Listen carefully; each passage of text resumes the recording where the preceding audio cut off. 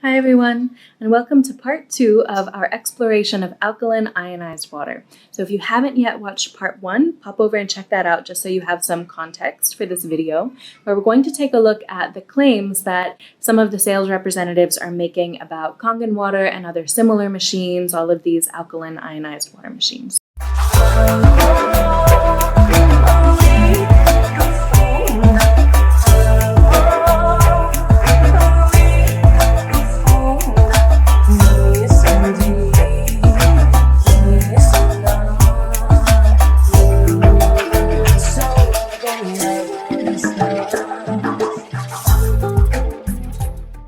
First, let's start with the basics, and we'll just have a look at what acids and bases are. So looking at the pH scale, you might figure that anything with an alkaline pH would neutralize acids in the body. But if that were the case, then eating overcooked meat would lower acidity. Obviously, it doesn't.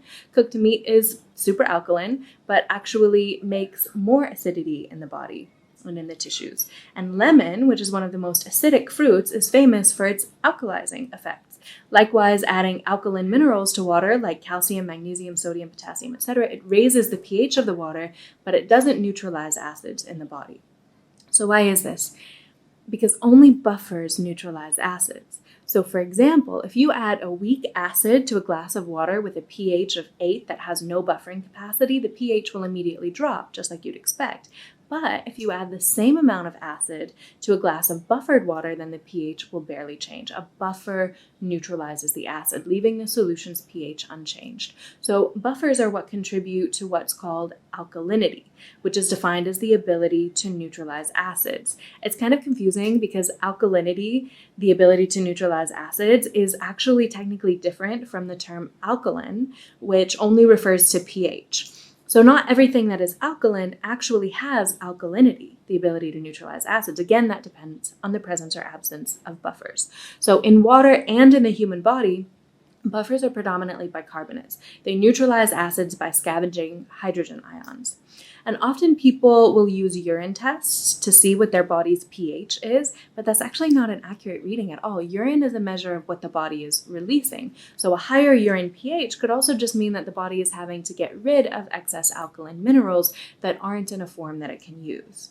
Now, a lot of people think that pure water has a pH of 7, and this is kind of another misconception because pure water without anything in it, pure H2O, can only have a pH of 7 in a vacuum because pure H2O is hungry, right? It immediately absorbs CO2 or carbon dioxide from the atmosphere to form carbonic acid, and the resulting water actually becomes slightly acidic in pH, but its acidity, the opposite of alkalinity, is weak.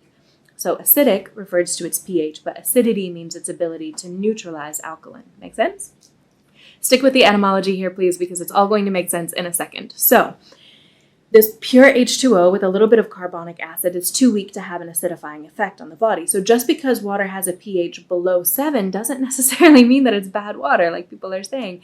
Tons of natural springs and rivers have a healthy buffered pH that's below 7. That's a little bit acidic, and this actually helps the water to be able to hold on to more minerals.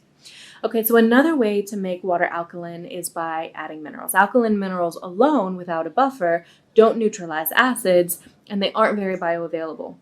And this is one reason why adding alkaline minerals to water can sometimes actually do more harm than good because they're not easily absorbed into the body and they can end up as plaque, deposits in the joints, and acidic waste, etc. But when combined with bicarbonates, these buffers, the same minerals become part of a buffering system that does neutralize acids and makes the minerals more absorbable. And then the body can use or excrete them without any harm.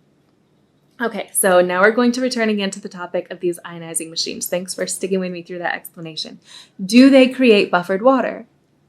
No. So the water is not capable of neutralizing acids in the body like these companies claim. And any alkaline minerals that were in the source water end up as hydroxides attached to the OH negative ion. The body doesn't recognize these compounds. So if your kidneys are functioning well, then that's fine, you'll just pee them out. But if not, they could actually end up as arterial plaque and as mineral deposits in joints and tissues. It's just no bueno. So another claim is that the water from these machines is structured. And they say that it mimics nature and creates a crystalline structure because nature creates coherent liquid crystalline water using movement and weak electromagnetic fields. And those who sell these ionizers think that the strong electromagnetic current used during ionization produces coherent liquid crystalline water. And I'm sorry, but that's just not how it works. The electric current does make water molecules align in the direction of the electric current, but the overall structure in the water is actually reduced. And then the water winds up aggressive and imbalanced, just like you would expect any organism to be if it had been electrocuted. So if you've watched any of my videos or read any of my articles so far, you know that water crystallography is all about the strength of those hydrogen bonds. And the whole process of electrolysis breaks those hydrogen bonds apart, separating the hydrogen. So by definition, it couldn't possibly be structuring the water. It literally rips the structures apart. It aligns the molecules, polarity, but it separates the molecules. Now, Dr. Marcel Vogel, one of the most renowned and prolific water crystallography scientists, had this to say about it. He said, "Ionization of water can either occur through structuring the water or by electrical hydrolysis. When the water is electrically ionized, the existing bonds in the water are torn apart, and this process of ionization creates water with an electrical charge, but with no structural charge. It does not have the structural information." So that's Dr. Marcel Vogel, and Dr. Carly Nude talks about this phenomenon a bit as well. So in other words, structured water may have a negative charge, and alkaline ionized water may have a negative charge, but this does not mean that the ionized water is structured. Make sense?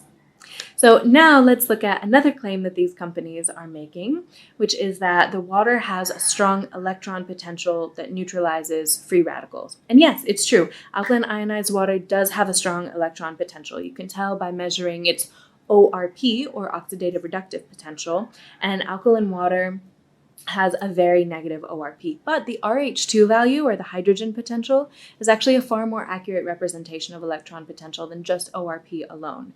So water with super negative ORP is actually out of balance for the human body, just like most extremes are out of balance for the human body. It might initially help reduce free radicals, but continued consumption and the aggressive neutralization of oxygen radicals actually upsets cellular redox balance in the body, and that is crucial to immune function and metabolic homeostasis. You can check my COVID videos out for more on that, because oxygen radicals actually serve as signaling molecules. So the total absence of oxygen radicals is just as harmful as their overabundance.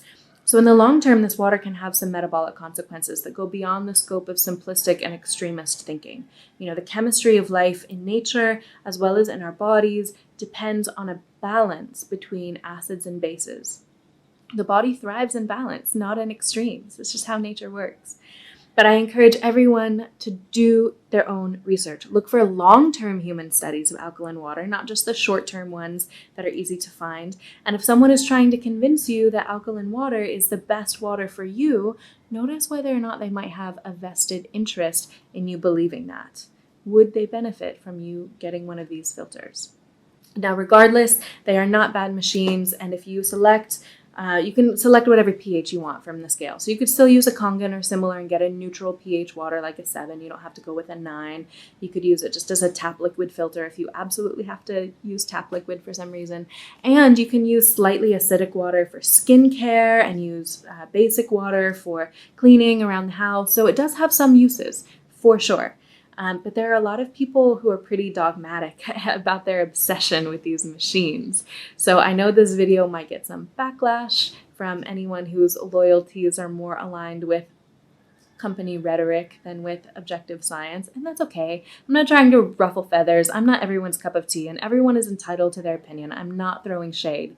I totally celebrate people who have experienced healing effects from drinking this kind of water because of its high hydrogen content and its ionic charge. And I know how seductively convincing network marketing's companies and communities can be, and I know that most of the people who are involved really do have the best of intentions. They really love water, or they really love health, and that's beautiful, and they really want to help people, and that's really what it's all about for all of us. You know, in the short term, this water really can help people, and that's amazing. But as with everything, It's just good to align yourself more closely with nature and less with machines, right? More with water and less with corporations, more with the earth and less with surrogate stand-ins that try to mimic the earth. Folks equate this water to some miracle cure from nature when it's just another man-made fabrication that falls short of nature's brilliance. But don't take it from me. Do your own third-party research and your own experimentation and ask your own body, check in with your internal GPS and see how you feel. And I hope that you have learned something today from this video. If so, please like, comment, share, subscribe. And if you want to stay in the loop and learn more about the different kinds of water, how bottled water, distilled water, reverse osmosis, etc. will affect your body and your mind very differently, I have a 7-day course called Navigating the Waters. You can find at my website, waterislife.love, and then follow me on Instagram at @JenIsabelFriend, where I post lots of great water info. And I hope you have a super beautiful day and stay hydrated.